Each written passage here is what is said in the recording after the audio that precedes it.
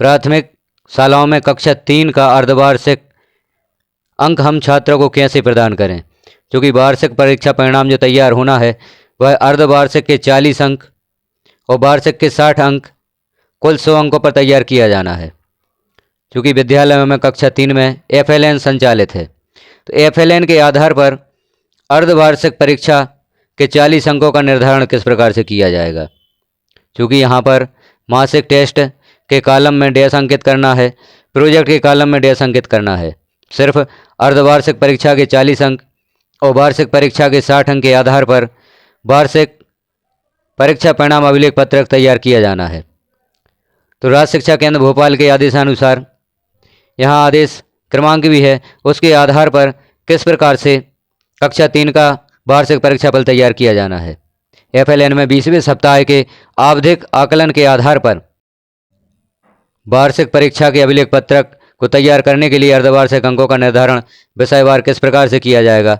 आपने FLN में गतिविधि अनुसार छात्रों को उनकी गतिविधियों के अनुसार कुछ बिंदु प्रदान किए हैं। जैसे पर्यावरण विषय हम देखते हैं, 40 अंक का पर्यावरण विषय, जिसमें 60 अंक वार्षिक के, कुल विषयवार 100 अंक होंगे। पर्यावरण विषय में हम किस प्रकार से अर्धवार्षिक के अंकों का निर्धारण करेंगे, किस प्रकार से छात्र को अर्धवार्षिक परीक्षा में अंक प्रदान करेंगे। पर्यावरण में कुल कॉलम होंगे 8 और प्रत्येक कॉलम हेतु अधिकतम अंक होंगे 5। तो 8 कॉलम में अधिकतम अंक 5 का गुणा करके 40 अंक प्राप्त होंगे। यदि आपने छात्र को पहले कॉलम में प्रदान किया है, नहीं कर पाता है, तो वहाँ पर 0 अंक होगा। यदि छात्र गतिविधि को सहयोग से कर पाता है तो 3 अंक और स्वयं कर लेता है तो 5 अंक। यदि छात्र 3 अंक प्राप्त करता है तो 8 कॉलम में उसे 24 अंक प्राप्त होते हैं, और यदि छात्र 5 अंक प्राप्त करता है तो 8 कॉलम में उसे 40 अंक प्राप्त होंगे पर्यावरण विषय में। इस प्रकार से अर्धवार्षिक परीक्षा के अंक जो हम प्रदान करेंगे पर्यावरण विषय में, वह इस प्रक्रिया से प्राप्त करेंगे। प्रत्येक कॉलम में 3 प्रकार के बिंदु हमने छात्रों को प्रदान किए हैं प्रत्येक गतिविधि में, उसी प्रकार से हम उनको अंक प्रदान कर सकते हैं और वार्षिक परीक्षा फल में अर्धवार्षिक के अंक जोड़ सकते हैं। इसी प्रकार से अंग्रेजी विषय में भी अधिकतम अंक 40, इसमें कुल 5 कॉलम हैं और प्रत्येक कॉलम हेतु 8 अंक हैं। इस प्रकार से अंग्रेजी के 5 कॉलम के मिलाकर 8 अंक के अनुसार 40 अंक प्राप्त होंगे। और गतिविधि में यदि छात्र कुछ नहीं कर पाता है तो 0 अंक प्रदान करना है, सहयोग से करता है तो 4 अंक प्रदान करना है, और स्वयं कर लेता है तो 8 अंक प्रदान करना है। इस प्रकार से अधिकतम अंक 8 होंगे और 5 कॉलम में यदि छात्र 8-8 अंक प्राप्त करता है तो उसके कुल अंक होंगे 40, और यदि छात्र 4 अंक प्राप्त करता है प्रत्येक कॉलम में तो उसके कुल अंक होंगे 20 अंग्रेजी विषय में। अब हम आगे देखते हैं हिंदी विषय। हिंदी में भी कुल अंक अधिकतम 40 हैं और वार्षिक के 60 हैं, तो यहाँ हमें अर्धवार्षिक ही देखना है। हिंदी में कुल 9 कॉलम हैं। प्रथम 6 कॉलम के लिए 5 अंक, यानी 6 गुणा 5 बराबर 30 अंक होंगे। 7 कॉलम के लिए 4 अंक, यानी 1 गुणा 4 बराबर 4 होंगे। 7वें कॉलम के लिए 4 अंक होंगे। तो इस कॉलम में यदि छात्र 4 अंक प्राप्त करता है तो इस कॉलम के कुल प्राप्त अंक 4 होंगे। 8 व 9 कॉलम के लिए 3 अंक निर्धारित हैं, तो 2 कॉलम में यदि छात्र 3-3 अंक प्राप्त करता है तो कुल 6 अंक होंगे और कुल प्राप्त अंक छात्र को 40 अंक होंगे। अब यहाँ पर गतिविधि में यदि छात्र को आपने कुछ नहीं कर पाता दिया है तो 0 अंक निर्धारित होगा।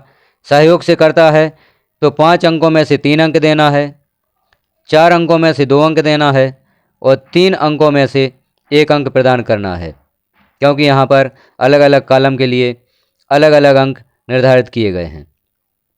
सहयोग से कर पाता है तो जिस कॉलम में 5 अंक निर्धारित हैं उसमें से 3 अंक देना है, 4 में से 2 अंक देना है और 3 में से 1 अंक देना है। और यदि स्वयं कर लेता है तो इन कॉलम के जो अंक निर्धारित हैं वह पूरे अंक प्रदान करना है। इस प्रकार से हिंदी विषय में 40 अंकों में से जो भी छात्र को प्राप्त अंक होंगे वह अर्धवार्षिक में लिखे जाएंगे। अब हम देखते हैं गणित विषय में कुल 11 कॉलम हैं और 11 कॉलम के कुल अंक 40 हैं अधिकतम और वार्षिक के 60। कुल वार्षिक जो परिणाम होगा वह 100 अंकों में से होगा। तो यहाँ हम अर्धवार्षिक के अंक निर्धारण देख लेते हैं। गणित में कुल 11 कॉलम है। प्रथम 4 कॉलम के लिए 3 अंक निर्धारित किए गए हैं और शेष सभी कॉलम के लिए 4 अंक निर्धारित किए गए हैं। प्रथम 4 कॉलम के लिए जो 3 अंक हैं वह कुल अंक होंगे 12 और शेष सभी कॉलम के लिए 4 अंक जो निर्धारित किए गए हैं, मतलब 7 कॉलम हैं, प्रत्येक के लिए 4 अंक हैं। तो यहाँ पर कुल जो अधिकतम अंक होंगे वह 28 होंगे और इनका योग जो होगा वह 40 अंक होगा।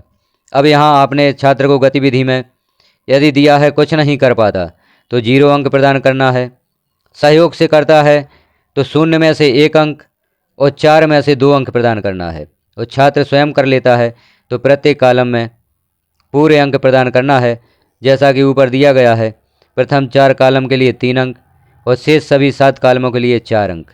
इस प्रकार से हम कक्षा तीसरी के अर्धवार्षिक परीक्षा के अंकों का निर्धारण करेंगे और जो हम वार्षिक अभिलेख पत्रक तैयार करेंगे उसमें अर्धवार्षिक के अंक इस प्रकार से जोड़े जाएंगे। अर्धवार्षिक के 40 अंक और वार्षिक के 60 अंक प्रत्येक विषयवार 100 अंकों में से परीक्षा परिणाम तैयार किया जाएगा। तो साथियों, यहाँ हमने देखा कक्षा 3 का परीक्षा परिणाम FLN के आधार पर किस प्रकार से तैयार किया जाना है। जानकारी कैसी लगी आपको कमेंट में ज़रूर बताएं। चैनल पर पहली बार है तो चैनल को सब्सक्राइब करें, वीडियो को लाइक करें और शेयर करें। यदि आप वीडियो को लाइक और शेयर करते हैं तो सभी साथियों तक यह जानकारी पहुंच सकती है और जो उन्हें कक्षा 3 के अर्धवार्षिक परीक्षा के अंकों के निर्धारण में प्रॉब्लम आ रही है उसका निराकरण हो सकता है। और चैनल को सब्सक्राइब करते हैं तो शिक्षा विभाग में होने वाले ऑनलाइन कार्य और इस प्रकार के जो भी कार्य हैं जिनमें आपको प्रॉब्लम जाती है उन सब का सॉल्यूशन यहाँ पर मिलेगा।